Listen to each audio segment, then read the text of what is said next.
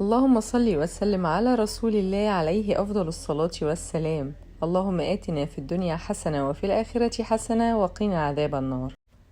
السلام عليكم ورحمة الله وبركاته. جاية لكم النهاردة بفيديو جديد عبارة عن تنظيم ظرف المطبخ الداخلية كلها من جوه الظرف التحتانية. وليه الظرف اللي تحت بس مش المطبخ كله؟ علشان لازم كده كل يوم ننظم جزء معين جنب حاجات البيت كلها. دي الظرف من جوه، كل حاجة بعد فترة بتتلخبط. شايفين الدرج ده كنت منظماه ومرتباه، بس كل حاجة اتقلبت على بعض. والدرج ده برضو بالرغم ان هو فيه منظم، ولكن برضو تحسي ان هو مش منظم ابدا. فضلت افكر افكار واخطط لحد ما جه اليوم المنتظر، وقلت لازم اشارككم وتشاركوني التنظيم برضو اما يعجبكم اي فكرة من الافكار اللي هقولها لكم في الفيديو بامر الله. في حاجات تنفع تتحط مكانها تاني، وفي حاجات زي الطاسات دي هتتشال تماما وهيتغير مكانها بالكامل. طلعت بقى كده كله فوق، وبدأت بقى امسك الظرف كده ضرفة ضرفة. جبت مية بخل وبدأت امسح كده الضرفة نفسها بالمية والخل. الخل طبعا علشان يعقم ويطهر، وكمان في نفس الوقت لان المطبخ خشب ما يخليش المية تفضل موجودة فيه، الخل هيساعد ان المية تتبخر بسرعة. هنا المشمع ده انا كنت غسلاه قبل كده قريب، فعشان كده انا بس مسحته مجرد من التراب. هتقولي كنت منظماها قريب؟ ايوه منظماها قريب، لكن اما لقيت ان انا في حاجات اما اتحطت في مكانها تاني او اتحطت في مكان معين، قررت ان انا مش هحطها هنا تاني، لان كل مرة كانت بتتقلب وبتتلخبط وبتتنعكش، ما بتبقاش منظمة. فقلت لأ بقى، هعمل أفكار جديدة تماما النهاردة عن الأفكار اللي كانت موجودة قبل كده. زي دي مثلا، دي علبة كانت موجودة عندي مكسور غطاها، ودي علبة برضو مكسور غطاها، فقررت ان انا استخدمهم كمنظمات. جبت بقى الطاسات اللي احنا كنا شايفينها في الضرف المقابلة وحطيتها هنا، وجبت منظم الاطباق اللي انتوا شايفينه ده وحطيت جواها الطاسة، وجبت الصواني التيفال من الناحية التانية حطيتها جنبهم، والجريل ده كنت حطاه مع طقم الحلل حطيته معاهم. كل حاجة النهاردة اتحطت في مكان مختلف عن الأماكن المعتادة. الطاسة هنا وقعت كده فحطيتها ورا الجريل، علشان كده بقت الحاجة منظمة ومظبوطة. الحاجات الألمونيوم دي كانت محطوطة في الدرج، وكل ما نظمها يتحط جنبها الكوبايات البلاستيك وتتقلب تاني، فقررت ان انا اشيلها من الدرج نهائي. هنا غيرت الاماكن وحطيتهم في اماكن قدامي شوية، لاني كنت حطاهم ورا عند الصواني اللي انتوا شايفينها، وما كنتش بستخدمهم كل فين وفين، فعلشان كده انا نظمتهم حطيتهم قدامي عشان يبقى سهل استخدام. هنا بقى الصواني تحت، اول ما بفتح الضرفة هنا يبقى سهل ان انا اطلع الصواني كده بايدي. الضرفة دي قد ايه هي مفيدة جدا، اي زاوية في المطبخ يا جماعة بجد الضرفة اللي هي بتتفتح على بعض دي بتبقى واسعة جدا من جوه. شايفين هنا انا جايبة الجردل الابيض ده، كان حاجة جبناها قبل كده تقريبا مسحوق غسالة الاطباق، استخدمته كمنظم، وحاطة الحاجة بحيث ان انا اما اشيل حاجة ما تبقاش توقع اللي بعدها. فبكده انا نظمت الحاجات بحاجات قديمة موجودة عندي، بدل مرميها لا استفدت منها واستخدمتها في التنظيم بدل ما اشتري منظمات جديدة. حطيت بقى بقية المكرونات ورصصت بالتنظيم اللي انتوا شايفينه ده. هنا الضرفة المقابلة، الضرفة المقابلة دي كان فيها الحلل، انا مسحتها بقى انا ونظمتها، وبوريكم بعد ما نظمتها. هي كانت منظمة، انا مغيرتش فيها كتير. هي الضرفة اللي انا وريتها لكم اللي كانت متبهدلة على الاخر زي ما انتوا شفتوا في اول الفيديو. هنا كده انا بوريكم حطها قدامي بحيث ان انا استخدمها وتبقى سهلة عليا اما اشدها من هنا. المكان اللي بشاور لكم عليه ده مكانه اللبانة، بس هي في التلاجة دلوقتي. الناحية دي زي ما قلت لكم انا شلت بس الصينية دي اللي قدامكم، غيرت مكانها، كانت فوق مع الطقم الحلل بتاعها، حطيتها هنا تحت، وحطيت تحتها منظم الاطباق ده علشان ما تتزحلقش. والجريل اللي كان فوق برضو في الضرفة اللي فوق دي وديته الناحية التانية. هنا انا قلبة الغطا اللي تحت وحاطة الحلة اللي فوقيه علشان ما تاخدش اماكن، نحط الحلال فوق بعضها. حاطه هنا القطاعه بتاعه الخضار، بس ما بقطعش عليها اللحوم، عندي قطاعه تانية مخصصاها للحوم. الضرفه دي عاليه فواخداها. هنا بقى كنت حاطه الطاسات قدامكم في اول الفيديو، حطيت فيه العلب اللي كانت محطوطه في الدرج يا جماعه، وكنت حطاها برضو مكان ما كنت حاطه المكرونات كده.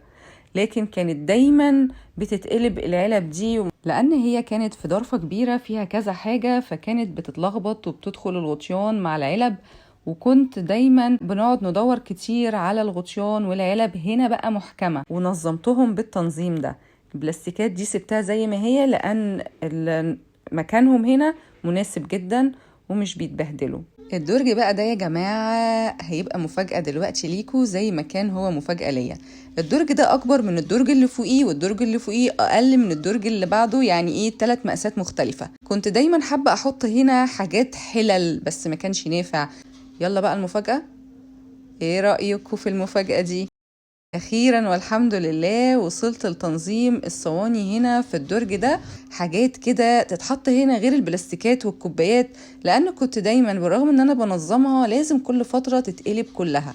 وحاطة هنا الحاجات السيليكون برضو اللي بتدخل الفرن بحط الكيك فيها، وحاطة الصواني. انا فرحانة جدا بالنظام ده لانه فعلا رتب لي المكان كله، وفعلا اترتب المطبخ كله. جبت الصواني من كل الظرف وحطيتها هنا في الدرج اللي تحت بس. الدرج اللي فوقيه اللي كان متبهدل تعالوا شوفوا حطيت فيه ايه. طقم ايكيا كله كامل، كان برضو محطوط مع طقم البلاستيكات التاني اللي هو اللي كان ابيض، وكانوا في الضرفة اللي هي اول ضرفة عملتها معاكم ومسحتها معاكم، وللأسف كانوا دايما بيتبهدلوا. الدرج ده كمان هيكون مفاجأة ليكوا. شوفوا بقى هو متنظم بس مش منظم. فقررت ان انا اغير النظام خالص، طبعا بالمية والخل برضو. بجد منظم عن منظم يفرق يا جماعة. المنظم ده تحفة. انا حاطة هنا الشوك بس لاني حاطة المعالق في شيالة المعالق على الرخامة، فهنا حاطة الشوك بس، وحاطة الحاجات اللي انتوا شايفينها دي، العصارة وقشرة البطاطس والفرشة السيليكون والحاجات اللي هي مش بتستخدم جامد حطيتها في الدرج كده. والاطباق كمان اللي كانت في الادراج اللي تحت طلعت هنا وبقت خلاص منظمة بقى كده. اول ضرفة اتنظمت بالمنظر ده. هنا المكرونة انا حطاها تحت وحاطة فوق الرز، وريته لكم قبل كده في علبة على الرخامة قدامي. تعالوا بقى شوفوا المفاجأة دي. الفيديو ده مليان مفاجآت. ايه رأيكم يا جماعة في الضرفة هنا؟ كان في كوبايات كده بلاستيك، والكوبايات دي اما بتتحط في الدرج دايما تتنعكش، دايما تتبهدل. فقررت ان انا اجيب المنظم ده. كنت دايما بشوفه بقاله كتير جدا، بقاله كذا سنة طالع، بس ما كانش عندي فكرة ليه. واخيرا قررت ان انا اجيبه. بيستخدموه كتير منظمات تحت ظرف حوض المطبخ، لكن انا قررت ان انا استخدمه للكوبايات، وبجد تحفة. محكوم كده، والكوبايات لا هتعرف تيجي كده ولا كده، فهتفضل متنظمة. يلا بقى نعمل الغدا وهنكمل بعد الغدا. علشان عندك يوم طويل ففكري في فكرة تعملي فيه غدا بسيط ما ياخدش منك وقت ولا مجهود، وفي نفس الوقت ايه ما تتعبيش عشان تكملي اللي وراكي. انا هنا هعمل معاكم رز بيض. ضربت قدامكم، فرمت بصلايه وحطيت شويه زيت في الحله وسبت البصلايه تتحمر، وجيت قطعت كده، قشرت 3 بطاطسات قطعتهم مكعبات. بقلب البصل علشان ما يتحرقش، انا عايزه بس لونه يبقى ذهبي قبل ما اضيف ليه البطاطس. خلاص كده انا وصلت للون اللي انا عايزاه. هضيف البطاطس وهقلبها شويه كده مع البصل واسيبها دقيقتين تتوشح كده شويه مع البصل كده. بقى شكلها. بجيب بقى الرز وبضيفه برضو عليها وببدأ أقلبه. بعد ما بنقلبهم شوية بنضيف ليهم المية وبتبقى مغلية، وبنفضل نقلبهم، وبضيف الملح حسب الرغبة طبعا.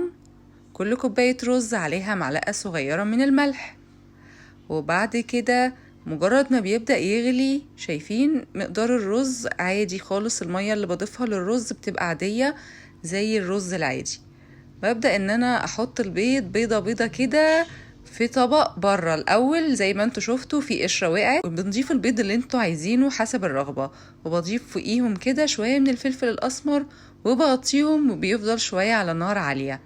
بعد شوية بيتشرب الرز المية. بهدي النار خالص، بهديها زي الشعلة اللي هو بنهدي النار على الرز، او بتحطي شياطة لو بتستخدمي شياطة. الرز البيض مش بيتقلب، انا دخلت بس المعلقه من الجناب عشان بس اتاكد ان الرز ما لزقش، علشان طبعا اما نيجي نغرف البيض يبقى تشيلي البيض واحده واحده كده، تحطيه المناب كل واحد في طبقه. يلا نكمل بقى اعمال بقيه المطبخ. تعملي ايه تاني. شايفين العلاقات دي كانت عندي قديمة، اكيد كتير منكم عارفينها، كانت دبل فيس من ورا، بعدين وقعت، انا فضلت عيناها لحد ما ابقى استخدمها. هنا دي علاقات كانت من شماعة فيها اكتر من علاقة برضو اتكسرت، سبتهم موجودين عندي وجبت دباسة الخشب وهبدأ اوريكم هعمل بيهم ايه. شايفين هعلق ادبس الدباسة، يعني بوريكم ان الدبوس هيبقى محوط العلاقة دي. عايزة اعلق الكنك ده كان في الادراج برضو، فشلناه خالص من الادراج. طيب دلوقتي الضرفة دي الحلل بترجع لورا شوية، فينفع ان انا احط هنا حاجة زي الناحية التانية حاطة كوبايات كده. سبتت خالص، انا دبستها مرتين وبعلق الكنكة بقى زي ما انتوا شايفين. هنا بشوف المقاس الكنكة، احط في اي مكان، هدبس في المكان اي مكان، يعني بظبط الاول هحط الكنك ازاي، وبعد كده ابدأ احط العلاقة. ودبستها العلاقة التانية، ودي كانت العلاقة التالتة، ومكانهم جميل جدا. وبالرغم ان العلاقات كانت موجودة عندي قبل كده، بس الفكرة ما جاتليش قبل كده، كنت دايما بفكر احطهم في الادراج. بجد دي من احلى الافكار ان انا نفذتها. شايفين وقت ما اجي احتاج الكنكة بشيلها وبرجعها مكانها بكل سهولة، لا بتتلخبط بقى ولا بتدخل مع كوبايات. في هنا مصافي، المصافي دي المفروض برضو ان هي كانت بتتحط في الادراج. تعالوا بقى، شايفين دي ضرفة، الضرفة دي هنا الخشب برضو الناحية دي عجبتني الفكرة، فقلت برضو هكمل مدام الحاجة بتتعلق. دي شماعة برضو كانت قديمة عندي، كان عليها كده رسومات فواكه بس اتشالت، ولكن احنا هنعالجها دلوقتي. هنا البلاستيك انا جربت ان انا ادبس بالدباسة عليه، هوريكم برضو عملي عشان اوريكم اللي عنده اللي حابب ينفذ الفكرة. يعني الدباسة للأسف البلاستيك اقوى من الدبابيس، فجبت شريط كده، شريط ستان كنت عيناه، وهلفه بالطريقة دي، وابدأ ان انا الناحيتين هقصها بقى بالمقص عشان انا هستخدم من الناحيتين. انا لعلمكم كنت عاملة الفكرة دي قبل كده في تنظيم الاكسسوارات بتاعتي والميك اب كله في ظرف الدولاب. الفيديو ارجعوا له، موجود في القناة. شايفين انا هنا دبست اهو، وجبت بقى من الناحية التانية وهدبس وهنحكمها اكتر. هي بتتحرك شوية لكن انا هزود الدباسات وهوريكم برضو هخليها ما تتحركش ازاي. اللي حابب ينفذ يا جماعة الافكار دي وعنده المطبخ عنده مش خشب، تقدري تنفذيها، تقدري تستخدمي. شفتوا بقى انا قلت لكم انا هداري اللون الاسود ده، هو حلو برضو والله، بس يعني حاسه كده في لخبطه، فلا استخدمت ده كده، لزقته عليه، وهبدأ بقى ادبسه من الحروف كلها علشان احكم العلاقة. اللي حابب ينفذ الفكرة دي تقدري تستخدمي دبل فيس وتعلقي الحاجات دي برضو في الظرف خلاص من غير ما تستخدمي الدباسة. تستخدمي دبل فيس، تستخدمي علاقات لزقها كويس، او بالسيليكون. لزق السيليكون دلوقتي من احلى الانواع اللي انا جربتها بصراحة. هنا بقى انا بوريكم اما قفلت الضرفة لقيتها لسه مفتوحة شوية، بدأت ان انا اظبط مكان كل مصفى منهم في المكان اللي هيناسب قفل الضرفة، وبعد كده هبقى عارفة ان هو ده المكان المناسب. خلاص اما قفلت بقى الضرفة كده اتظبطت. جبت كمان القمع واتقفلت اهي قدامكم وبقت جميلة جدا. هنا الضرفة دي ما غيرتش فيها كتير، القطاعة هي اللي بقطع عليها اللحوم والفراخ، ما غيرتش فيها كتير انا، بس هنا حالة الضغط مكانها نظفتها بس ومسحتها. والطاسات الموف دي انا جبتها هنا كانت مع الحلل بدل الصواني التيفال اللي كانت محطوطة والصواني اللي اتحطت في الادراج تحت. انا رحت معلقة في الضرفة دي كوبايات المعيار كده. بقى خلاص مطبخنا الحمد لله. بوريكم كل حاجة تاني على بعضها. الجلاد اللي بيلزق في ظرف المطبخ بصراحة انا حبيته جدا في الادراج، وعندي رغبة كمان ان انا اعمله في الظرف، بس المشمعات بقى مستخسراها بصراحة، فسايباها زي ما هي واستغنيت عنه في الادراج، لان فعلا كانت المشمعات بتقعد تتكعبل كده وتلف حوالين بعضها. ايه رأيكم في النظام؟ ايه رأيكم في الجمال ده؟ فعلا يا جماعة تنظيم عن تنظيم بيفرق. انا بوريكم هنا دلوقتي خلاص الاكل كان استوى، شلت البيض كده حطيته في الطبق لوحده، وبتجيبي الرز من تحتيه كده بتغرفي بالراحة. بجد الرز مفلفل وطعمه جميل جدا. الحاجات اللي انا علقتها في الظرف النهارده دايما بنشوفها متعلقه على الحيطان في المطبخ. انا كنت رافضه المبدأ ده دايما. اول ما جات لي الفكره واكتشفت ان انا ينفع اعلقهم جوه الظرف ما ترددتش تماما ورتبت بالنظام ده، وفعلا خلاص الحاجات دي مش هتتبهدل تاني لان هي تتشال من مكانها، هنستخدمها وتتغسل وترجع تتعلق في مكانها تاني. يا رب يكون عجبكم الفيديو، ما تنسوش الاشتراك في القناة لو أول مرة تنوروني، وانتظروا مني بأمر الله فيديوهات جديدة. والسلام عليكم ورحمة الله وبركاته.